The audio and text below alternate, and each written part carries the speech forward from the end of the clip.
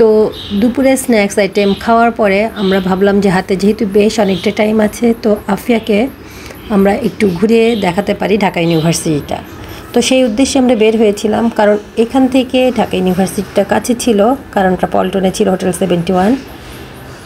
আর গুলশান থেকে আসতে দেরি হয় বেসিক্যালি, সেই জন্য আমাদের রাতটা স্টে করা এই সাইডটা। ভাইয়া একটু ঘুরে দেখবে। কিন্তু সেদিন 18ই জানুয়ারি ছিল, আর ছিল আওয়ামী লীগ সহ বিভিন্ন কয়েকটা দলের ছিল ঢাকা ইউনিভার্সিটির ওখানে মহাসমাবেশ। তো সেটা আমরা জানতাম না। তো আমরা বের হয়ে যখন দেখলাম এই অবস্থা, গাড়ি মুভ করাই যাবে না ঢাকা ইউনিভার্সিটির ভেতরে, তখন আমরা কিছুক্ষণ দাঁড়িয়ে থেকে তারপরে রিক্সাতে করে ব্যাক করলাম আবার হোটেলে।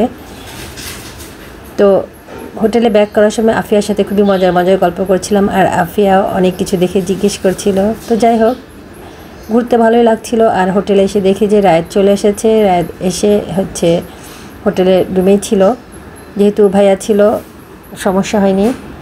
আর রায়েতকে বললাম যে তুমি খেয়েছো কি না? হ্যাঁ। রায়েত বললো হ্যাঁ আম্মু, আমি পিৎজা খেয়েছি। তাই আমি বলেছি তুমি কয় পিস খেয়েছো? ও বললো 3 পিস খেয়েছে। তো যাই হোক, এখানটায় দুই ভাই বেশ মজা করে গল্প করলো এবং তারা আমারই শুরু করে দিল। আর এদিকে আমি যেহেতু বেশ অনেকটা টাইমই বাইরে ছিলাম, আর শরীরটা খুব টায়ার্ড লাগছিলো, তো আমি ভাবলাম আমি একটু কফি বানিয়ে খাই। সেই জন্য এখানটায় কফির ব্যবস্থা করাই ছিল। তো আমি একটু ওয়াটার হিটারে পানিটা একটু গরম করতে দিলাম, দিয়ে আমি কফিটা বানিয়ে খাবো।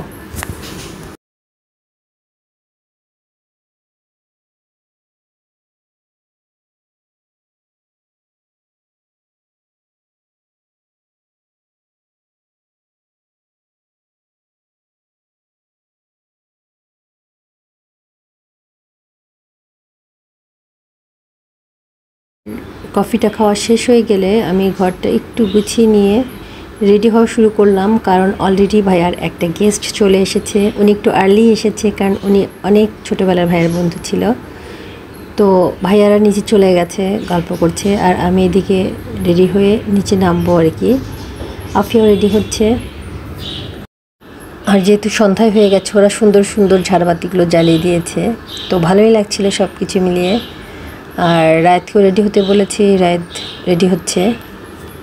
তো আমরা এখন সবাই মিলে নিচে চলে যাব আমাদের অনুষ্ঠানে।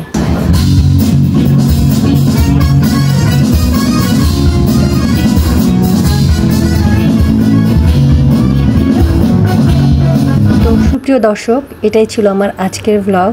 তো চলুন যাই নিচে গিয়ে দেখি যে কি অ্যারেঞ্জমেন্ট করলো ভাইয়া তার ফ্রেন্ডের জন্য।